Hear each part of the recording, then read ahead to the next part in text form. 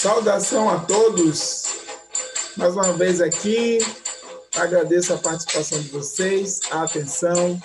Meu muito obrigado. Benção aos meus mais velhos, benção aos meus mais novos. Então, aqui, o Olucó Denilson Luafemi, no projeto Canto e Dança dos Orixás nas redes sociais.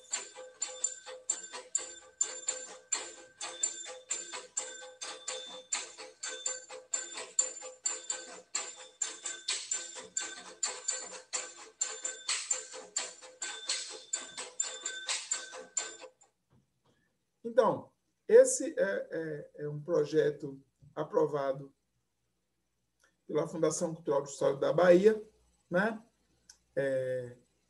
Eu sou o Olucó Denilson Luafemi.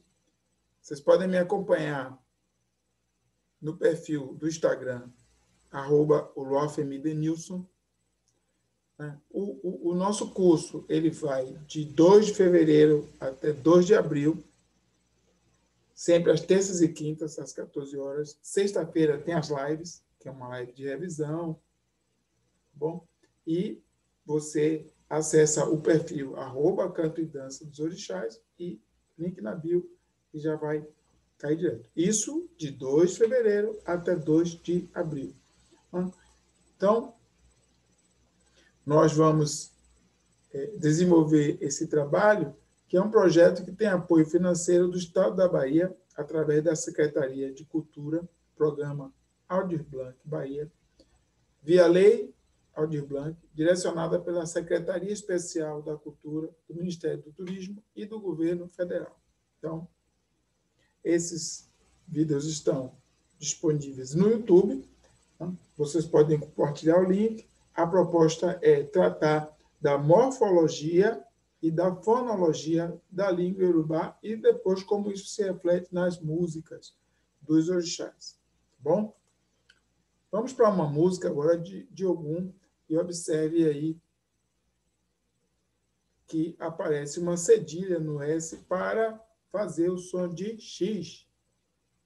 Awashire Ogum Eru Jojó. Awashire Ogum Eru Jojó. Eru Jejé. Awashire Ogum Eru Jojó. Awashire Ogum Eru Jojó. Eru Jejé. Então, nós estamos brincando, né? Fazendo com alegria. Awashire, estamos fazendo com alegria para Ogum. Mas, ao mesmo tempo, né? Eru Jojó, com extremo medo ou extremo respeito, a gente faz com alegria, mas a gente faz com muito respeito as coisas que a gente faz para Ogum. Ogum é um orixá muito sério, muito severo. Não é? Então, fazemos devagar, temos a calma. Essa, geralmente, é uma música que abre o xiri. Né? Awashire Ogum Eru Jojó. Awashire Ogum Eru Jojó. Eru Jejé. Essa é a lição 2. Né? A segunda lição é Ko-Keji, para a língua iorubá. Nessa aula, vamos tratar dos aspectos históricos e geográficos, né, da cultura iorubá e também como consequência do candomblé. Tá bem?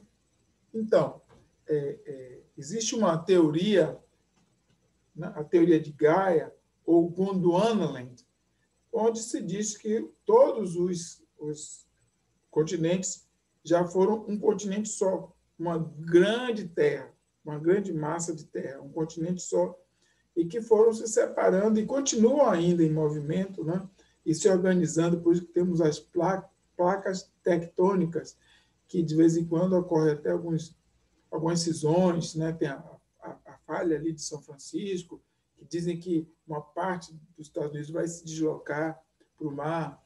Então, ainda estamos nesse processo evolutivo do planeta Terra. E eu quero chamar mais atenção para esse lugar onde o Brasil e a África estão ligados, né? Então, existe essa teoria que o Brasil e a África já esteve ali no mesmo continente. Eu ouvi do governador do estado de Oxum, que a escravidão ela foi temporária. Foi terrível, mas ela foi temporária. Mas a irmandade do povo brasileiro com o povo africano é eterna. Né? Então, ele disse que vir para cá, né, foi um propósito de Olodumare para que nós tomemos de volta essa terra. Quer dizer, o legado do nosso ancestral é que nós tenhamos essa terra de volta. Essa terra é nossa. Essa terra pertence a nós. E esse é o legado dos nossos ancestrais. Então, observe, né? A África, um continente.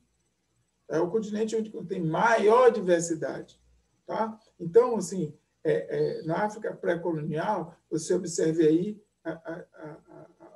as diferentes formas de se compor as cidades, os estados, através do povo. Olha o tamanho do Império do Congo, olha ali Nigéria, era Chocotô, o Sudão, a Núbia, o Egito, formando ali os faraós. Né? Então, depois você já vê a influência dos europeus, países como França, Grã-Bretanha, Bélgica, Portugal, Espanha, Itália, já procurando ali usurpar, usufruir das riquezas africanas. Né? Temos aqui um país que foi sempre independente, que é a Etiópia. A Etiópia pagou um preço muito caro por não se curvar ao domínio estrangeiro. Então, toda aquela coisa, propaganda de fome, que nós vimos até há pouco tempo, né, na mídia, propaganda de fome, tudo foi provocado por agentes, né, que foram colocados nos rios, envenenamento. Então, os europeus trataram de maneira muito cruel a Etiópia por conta dela não ter se curvado a nenhum desses colonizadores. Mas, hoje, a gente tem esse formato do continente africano. Então, quando fala África, não sei, porque na África é assim, ou na África é assado. Não, a África é um continente, você encontra de tudo na África. Então, não é assim, porque na África é assim, aqui é diferente, na África é assado. A África de que lugar?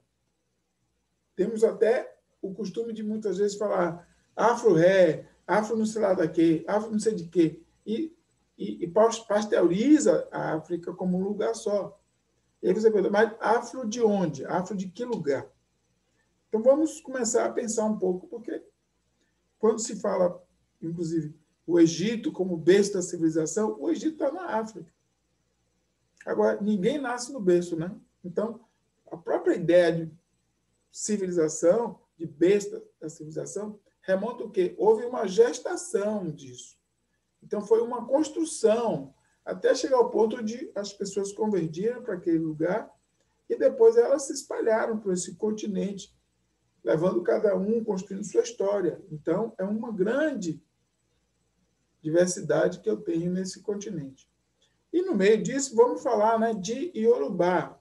Então, já falamos que a língua Iorubá ela está ali no subsaariano.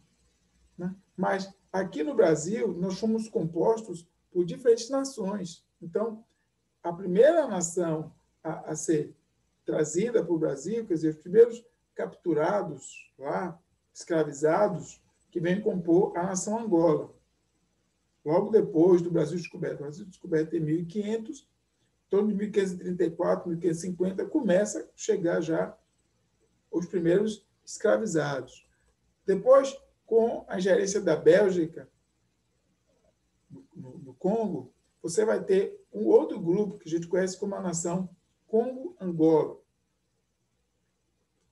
Já mais para o século XVII, XVIII, vai subindo, né? A escravidão vai progredindo, e vamos chegar até a Nigéria na figura do povo Ijexá.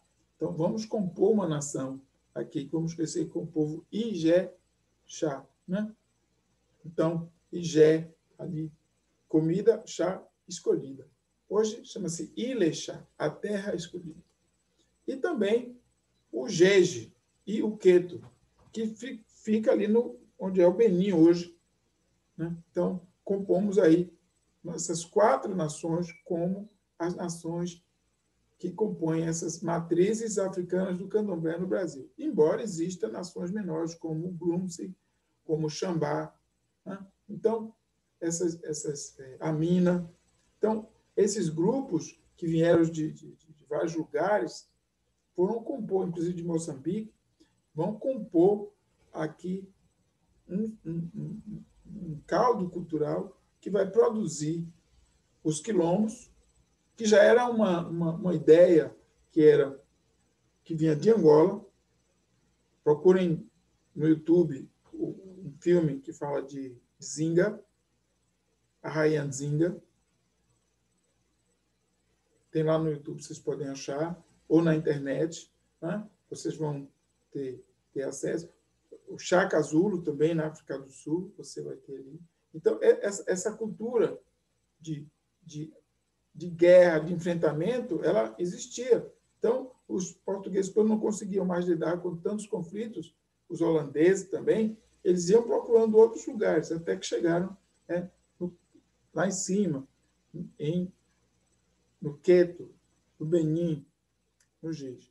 Então, o negro, quando chega aqui no Brasil, ele vai imediatamente se organizar para produzir quilombo. E por que o negro vai produzir quilombo e candomblé? Né? O negro ele vai produzir quilombo porque, quando ele chega aqui, ele percebe que é impossível viver dentro desse sistema que foi produzido pelos europeus, que nem sequer pode ser chamado de escravidão. Né? Quer dizer, foi um momento onde havia uma exploração do ser humano, o ser humano era uma mercadoria, nem era tratado como escravo, era tratado como uma peça, uma coisa. Então, nem sei se esse nome escravidão se aplica a esse genocídio que foi o modelo de escravidão do Brasil.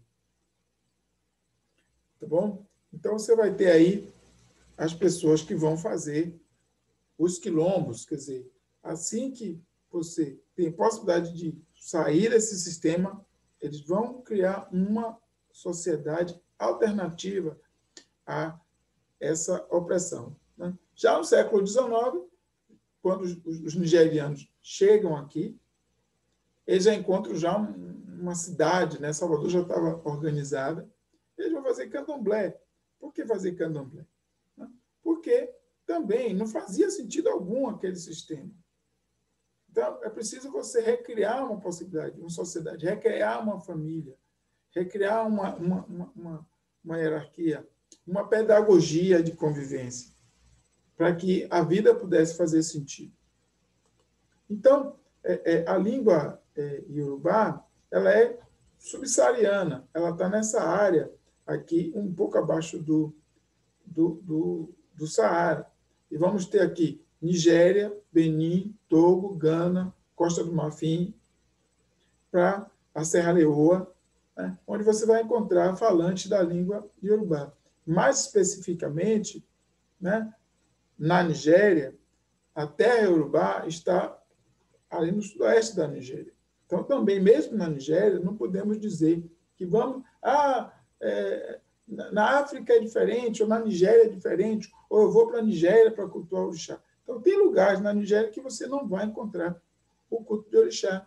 Na Nigéria temos 250 grupos étnicos diferentes. Isso quer dizer, cada um com seu modus pensandi, seu modo operandi, seu modo vivendi, né? Com a sua própria arquitetura, com a sua própria culinária e seu conjunto de saberes. Tá bom? Então, quando você fala de Yorubá, Yorubá é um conjunto de etnias que cultuam orixá, estão predominantemente nessa área que a gente conhece como Yorubaland. Então, se você vai para onde tem os Alçaflani, provavelmente eles não vão saber ali te dar uma resposta concreta sobre a cultura nem o culto do orixá. Né? Então, essa terra está resumida mais ou menos no estado de Ogum, de Lagos, de Oió, de Oxum, Ondô e Ekiti. Bom, então, aquela onde estavam os estados, é mais ou menos aí que você pode ver, não é, nesse mapa, o nome das cidades. Né? Então, na Nigéria, cada acidente geográfico uma determinada floresta, uma determinada montanha, um rio, vai ter o nome de uma divindade, vai ter o nome de uma entidade, vai ter o nome de um herói. Quer dizer, a ideia de você personalizar, sacralizar aquele elemento da natureza que te ajuda a sobreviver. Nesse contexto, vejam vocês aí, eu estou aproximando mais, temos aí Oxobô e Pondá. Então, esse é o rio Oxum. Então, Oxum e Pondá, porque passa por essa cidade onde tem um culto de Oxum, e esse lugar chama Ipondá. Oxum, Oxobô, porque o rio Oxum passa por essa cidade e aí tem lá o culto a Oxum em Oxobô, não é? Você tem o Efon, o povo Efon, onde tem Oxalufon, aquele que foi escolhido por Efon. Então, em algum momento, o orixá passou por ali e ele é o Oxalufan, né? Ejibô, onde temos o Elejibô, o Oxaguian. E você veja aqui que os dois rios se encontram, Oxum e Obá. Então, nesse encontro dos rios, existe ali uma pororoca, daí você vai ter essa briga, né, de Oxum com Obá, ali perpetuada por esse acidente geográfico. E o estado de Oxum é separado do estado de Oió, que é o estado de Xangô, exatamente pelo rio Obá. Então, Obá fica ali entre o estado de Oxum e o estado de Xangô. E o próprio estado de Oxum faz fronteira com o estado de Ogum e Oió. Então, esse casamento de Oxum com Ogum, com Xangô, também reflete a geografia do lugar. Então, você tem logo ali Oió, que se torna um grande império do povo iorubá, né? Então, aí vamos mais adiante um pouquinho. Você tem Abeokuta, onde tem um culto expressivo de Iemanjá, né? Iemanjá, ela foge da guerra, os sacerdotes levam Iemanjá para ser cultuado aqui no rio Ogum, né? Então, se faz muita referência a esse Ogum, né? Quer dizer, esse rio que está ali. Ogum, o Iemanjá, Elo, deixa ela. Ogum, Iemanjá. Nós falando do rio Ogum, onde nós escolhemos banhá-la, né? Então, você tem aí o rio Ieuá também, né? O rio Ieuá.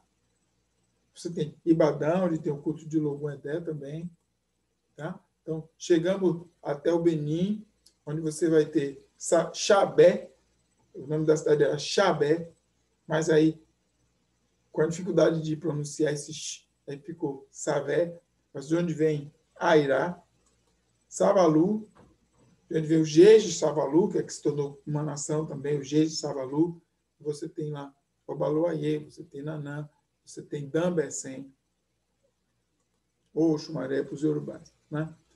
E você tem também a cidade de Queto, você tem Queto ali, que já no final desse período escravocrata, né, o povo de Queto chega aqui e já se estabelece com as irmandades e junto com os muçulmanos também, junto com outros grupos, vão formar o que a gente conhece como candomblé hoje no Brasil. Bom, então, Modupé, muito obrigado. Essa pequena aula foi para vocês terem uma visão geral sobre a geografia do continente e depois, especificamente, a geografia da Nigéria e onde situa o povo iorubá e como esse povo está disperso, né, nessa região. Né? Então, no Brasil, aqui foi necessário sincretizar todos esses orixás. Então, há sincretismo quando há sim do credo. Né? Então, foi juntando, assimilando, para caber dentro de uma única casa vários orixás. Então, lá, enquanto sacerdotes de cada orixá se cultuam, né, seus templos separados, aqui foi necessário sincretizar, fazer o sincretismo interafricano, de acordo com o Biratan Castro, professor, esse sincretismo interafricano. Com a igreja só restou paralelismo religioso. Vamos falar sobre isso depois, mas é importante que a gente tenha uma visão histórica, geográfica, e entenda que, muitas vezes, a construção do Itam, a construção desses contos, é muito para trazer na memória uma referência histórica ou geográfica desses orixás. Um abraço. Nós vamos encerrar essa aula, Canto e Dança dos Orixás em redes sociais.